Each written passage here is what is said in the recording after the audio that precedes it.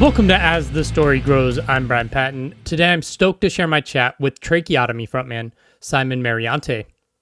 Tracheotomy just released their new EP, Fixated Propensity For Destruction, with 1126 Records. Simon talks about his early music fandom, how Tracheotomy was birthed out of the death of previous bands, the inspiration and breadth of lyrical styles within metal, and more. If you like deathcore, you'll dig Tracheotomy, so make sure you check out their new EP. Thanks so much for listening to this episode of As the Story Grows. If you're brand new to the podcast, welcome, and thank you so much for joining us. You can find links in our show notes or at asthestorygrows.com to our Discord server to sign up for our mailing list or support the show via Patreon. And if you aren't subscribed to the show yet, please hit the subscribe button on your podcast platform of choice. Enjoy today's conversation with Simon from Tracheotomy.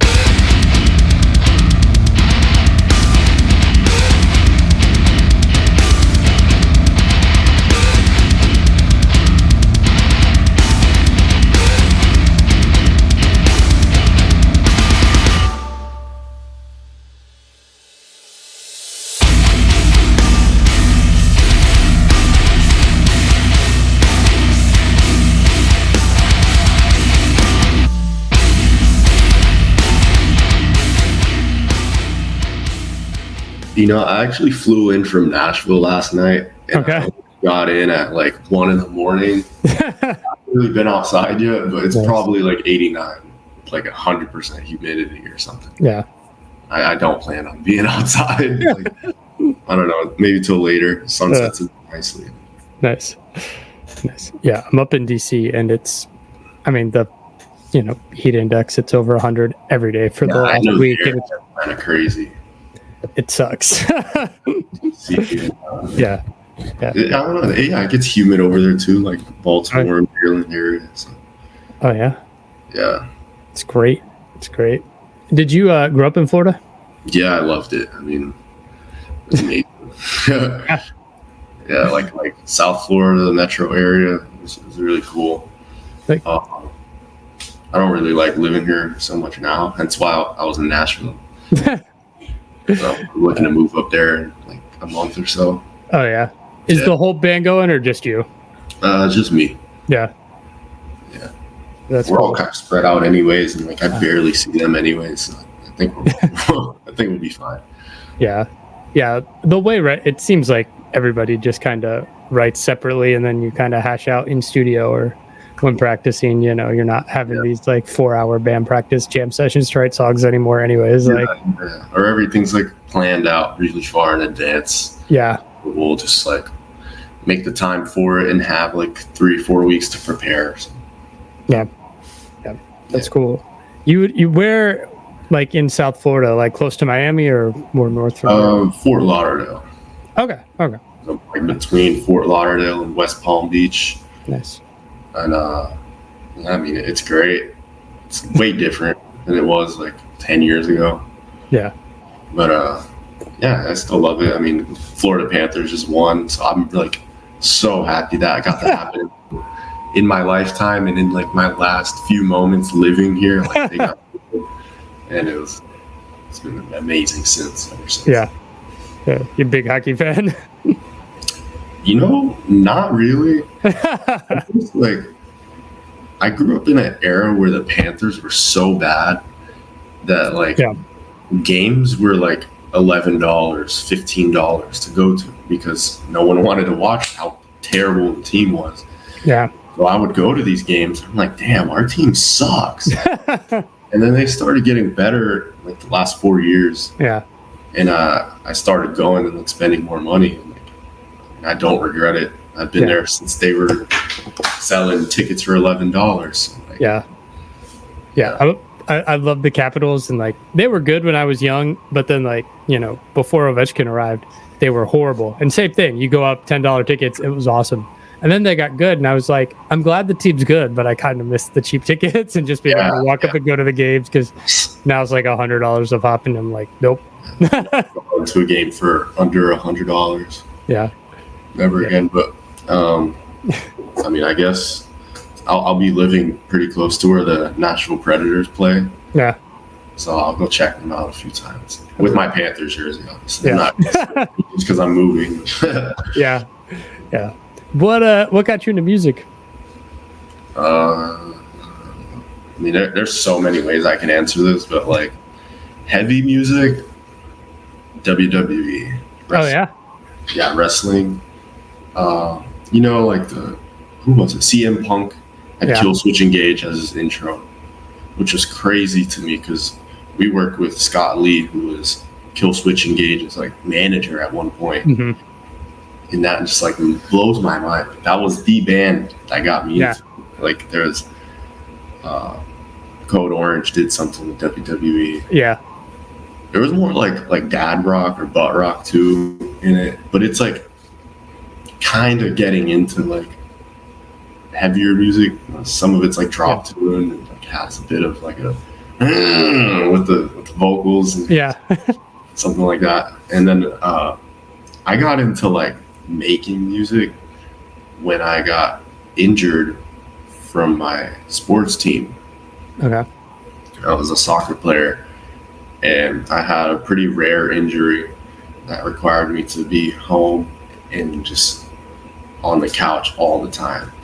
So I just went through like a bunch of like music distributors and just checked out music. I got involved, like dropped comments. I was like arguing with people in the comments. I like learned about music production and like distribution and stuff. And since I was just home all the time, I developed like passion for it more and appreciation for music. Yeah. And I mean that's kind of how I got into music. That's awesome. That's the first. I've talked to a lot of people, and you're the first person to mention wrestling as their gateway into like heavy music. Yeah, a lot of people say like, I was gifted a drum set when I was like 5 on Christmas. Yeah. And my older brother showed me like Slipknot or something. Right. I did have like my older cousin showing me Under Oath and stuff. Okay. All the Christian stuff, because that's what we were allowed to listen to at the time. Nice. So, it's like still screamy, scary music, but it's gotta be Under Oath or I don't know, Impending Doom. Nice. I forgot who else was doing that stuff, but yeah, Christcore. Yeah. Oh man, Christcore. It's good times. I came up through the Christian hardcore scene as well, from like an earlier generation though. So like when Under Oath was big and like popular, I was like, it was cool, but I was like, well, this is weird because I grew up in an era where people were like, fuck Christian bands. Dude, and honestly, a lot of it was like so good too. Yeah. Like I made a tweet from the band account on Twitter like a year ago. There was a trend that it was like you post 4 album covers and you say, all right, pick one. Yeah. And I was like, oh, okay, I'm gonna see how I can get them to, respond to like this tweet. And I put Christian Deathcore Edition, pick one. It was probably like our most interacted tweet like ever. Nice. It was like, I know Impending Doom was on it. Damn, I forgot. Like, who else was on it? With Blood Comes Cleansing. Oh yeah. And then I don't know if Underneath the Gun was Christian. Underneath the Gun, and then Dividing the Masses, which was a pretty small band from like Milwaukee or something. Yeah. And then the dudes who were in that band, who didn't even have Twitter, like made a Twitter to respond to me, like, holy shit, how do you know about this? Yeah. That's awesome. That's great. What was the local music scene like there in kind of that South Florida area, Fort Lauderdale? Like, was there a good, I don't know, metalcore scene happening? When you were in high school, or I don't know. I think so. I wasn't really a part of it because a lot of the shows were like, I wasn't ready for it. I mean, it was intense. Like, and then the commercial touring bands that would come to like my local 350 cap bar would have shows that are like 18 and 21 plus, but I was like 15, 16 and go. So I didn't really know until I was like getting out of high school, but it wasn't like nearly as good at it as it is now. Gotcha. Like there's a lot more unity now, a lot more respect for bands now. It's more, the bar is like way higher. Yeah. It's like, yeah. Nice. But we had some pretty scary shows happening. I think what contributed to like a lot of the death of the scene was like venues dying. Yeah. And here is like a lot of investors will, you know, put in like multi-million-dollar investments in like a neighborhood that has a very important venue, but just to build like a high-rise business park nearby. So, I mean, that killed like at least, I can name at least like 5 venues, or like poor management, or maybe the people will take a shit, you know, and like ruin the venue, which I guess that happens like everywhere. Yeah. It's happened here many times. Yeah. I think it was happening before COVID, but I think COVID just exasperated the like Live Nation buying up all the like mid-sized venues and just like the death of the small venue. And it seems like post lockdown, people are having to get creative about where to have shows and tour again. And it's like bringing back some of that vibe of like the early and mid 90s again a little bit. Yeah. I mean, our third show ever was outside in a parking lot, which we thought it was going to be like some warehouse thing. It was not. The kid who was booking it was like, yo, post this address instead. And I was like, okay, like even a cooler warehouse. Yeah, let's go. And we get there and like people are setting up stuff outside. But luckily, man, we got so lucky. The scene was like just a big blend of like artsy kids and like rave kids and punk kids who had like never heard a deathcore band in their life. we go and play the show outside, and it was like cold out, no rain, or Florida cold. It was nice. It was like maybe like 61, 60. Oh yeah, that's good. Nice enough to be outside and like walk without wanting to kill yourself. Yeah. And that was like such a good show, man. Nice. Like the most DIY shit we've done, probably. Oh, that's cool. No merch table. Maybe 300 kids. We didn't even sell merch at that show. If we sold merch at that show, it would have made like a few $1,000s. Yeah. Like the vibes were amazing. Nice. Yeah, that's cool. Talk to me about Tracheotomy. How'd this band get started? I mean, me and our old guitarist, we wanted to start something new. Because I was just leaving my other band.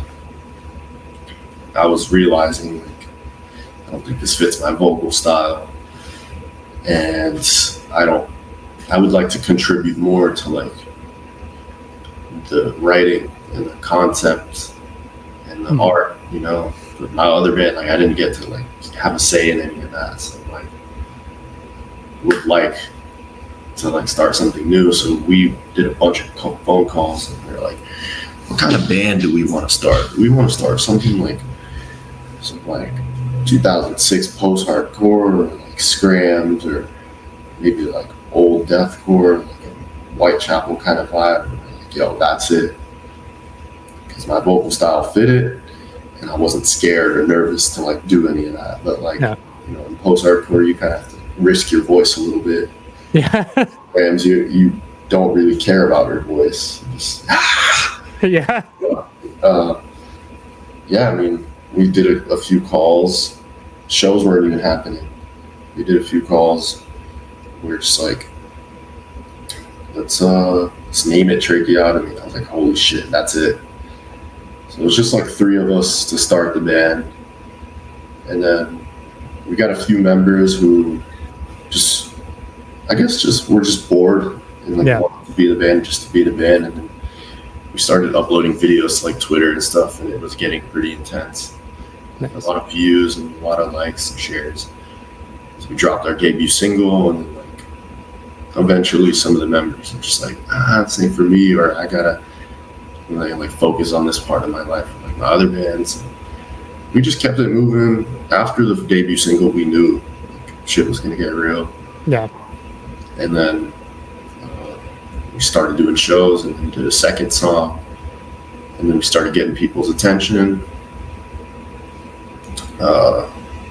I think like when we wrote our first EP, that's when it got like really crazy, because that's when like people in bands I would have never thought would like this band were, you know, like co-signing it on like Twitter and Instagram and stuff, which like we're on the other side of the band accounts, so like we were able to see all that stuff. We were like, shit, these guys like our band, it's crazy. Yeah, it's nice to like have some validation that like, okay, we're doing something that like is gaining attention and we're interested in. So, I mean, kind of took off after the first EP, and then there was like a big pop in like late 2022 to like mid 2023, because that's when we did our single after the EP, Mask of Sanity, which like got our agent Jake Zimmerman's attention, Scott's attention, and the label. So that kind of all unfolded within a month. Nice. And then we started getting offered tours, and we were like, oh shit, like this is our life. Like this is crazy. And then we also had like Tactosa as our band best friends, you know, like playing shows with us all over Florida, selling them out. And it was just crazy. Like we had a grip on the scene for a little bit. Nice. And as we started to tour, like we weren't able to be around as much. Yeah. We were busy and had to like get our regular lives back on track and then focus on writing. So you know, the whole like shows thing, regional shows thing, isn't the same as it was at that time. Yeah. Especially because like Tactos is not a band anymore. But that's it. Yeah, how'd you guys get connected with 1126?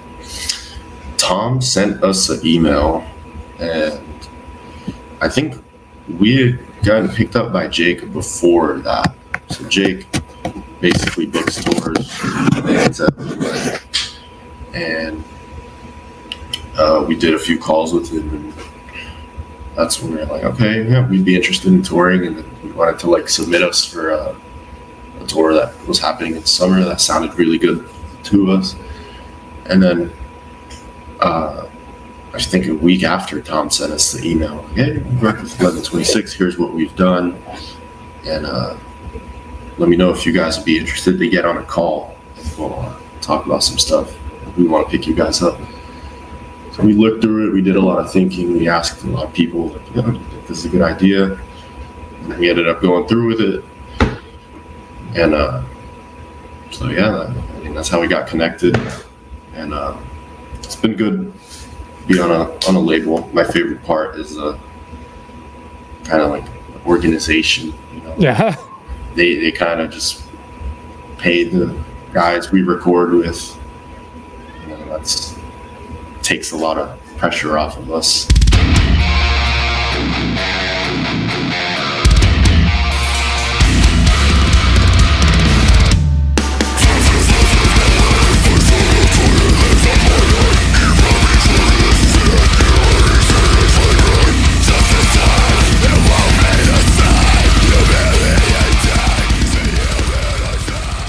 New EP is called Fixated Propensity For Destruction. Where'd that title come from? It took a lot of thinking, man. We didn't have it ready until like we absolutely needed to come up with a title for like to submit like vinyl stuff, you know, like for the pressings and stuff, for it to be ready, cover art. So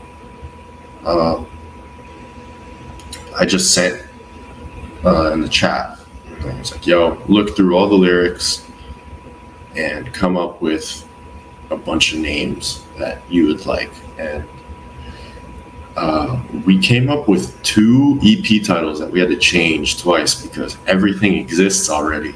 Yeah, right. It was too close to One of Thy Art album and then One Dying Fetus album. Oh man. Like this is kind of our audience. Like I don't think we can do that. So we had to change it twice. And we were like, you know what? Let's make this shit like a statement. And if it has to be too many words, so be it. Like, no one else has this name as their EP. And we've done too many like single title kind of things. I want to like broaden the vocabulary a little bit and like, I don't know, make a statement with it. So I guess when you hear that EP title, you kind of know what you're getting into. Yeah. What types of things are you drawing on as inspiration when you're writing lyrics? I find like movies I can relate to, personally, and that started when I wrote our first song, My Fragmented Existence, and I kind of like capture how my personal experiences that can relate to this movie.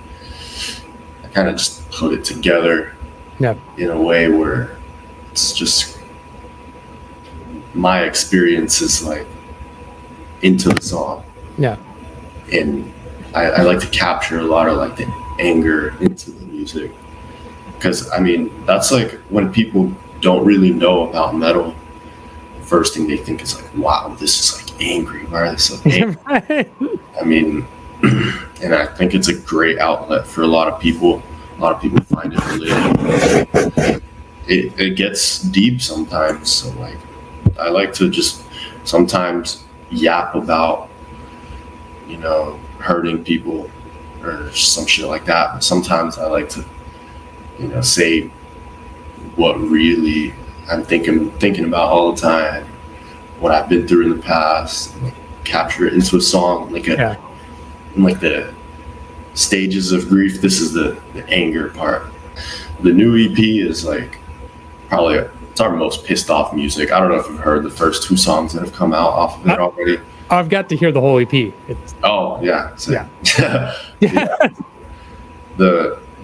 Especially those first 2, and Repercussions is like a new era for this band. I wanted to make a statement with it. And I was very, very angry writing that song. That and the new stuff, there's like some inspo from like old Dying Fetus lyrics and like Molotov Solution, like very political lyrics in some of the songs. And one of them is just about like, it's kind of just walking you through a story. So I mean, the great thing about metal, I know people who don't listen to it have their misconceptions or ideas about what it is, but you can have bands like Sang with Sugar Bog that's just like grotesque horror film shit, and then like there are other but then you have other bands where it's like super poetic and like personal, like and counterparts. Like you think about like Pain Remains by Lorna Shore. I mean, holy shit, that trilogy like kills, man. Like, and I think that's amazing, and like part of that's what's cool about this genre. Is I can make lyrics like the old Suicide Silence, like that was very pissed off music. And a statement maker, but there's also like kind of slammy bands who I don't even know if they have lyrics at some points, but like if they do, they're definitely not nice. But and then there's like the Lorna Shore, like Pain Remains trilogy. There's like Enterprise Earth, who we just toured with. They have very emotional songs. It's great. Who did the album artwork? Alex Gaule. I don't know how to pronounce his last name. He's an artist from Quebec. I've been looking at his stuff for a very long time, and He does a lot of cool like album art, but I mainly hit him up for like a merch design. Okay. And then I was like, hey man, like could you whip up something like these? I sent him like 4 pictures. Like, can you try to do something like this? It's a biomechanical, like scalpel to the eye kind of vibe. You know, like something like that. You know, it's like, yeah. And we went through like a few revisions and came up with something, and we love it. And that color scheme is like what we've been going for since we got signed. Yeah. I don't know like how obvious that is, but that's like something we haven't changed in like over a year. So we wanted to keep that color scheme the same, and I think he killed it. He's a great artist. Nice. This album's out in just under 2 weeks. What's this year look like? Are you gonna hit the road again? Yeah, I mean, to celebrate and promote this EP, we're gonna go up the East Coast and down the Midwest with some friends. Surfaced, Girl of Glass, and Thus Spoke Zarathustra. I'm very excited and like happy that we were able to get who we want, because we didn't even have to like no one really said no. Like those were our first options, so that was like best case scenario, and, like, to get to tour with them. And I already know a lot of them, and like I'm friends with a lot of them, so that's just gonna be like really cool to just hit the road with, and go to play shows in these different cities, and cities that I have played that they haven't, or they've played that I haven't. So share each other's like experiences, and it'll be a great time. And then we're looking at something later on in the winter, but I'm not going to disclose that yet. Yeah. It's a few days and something.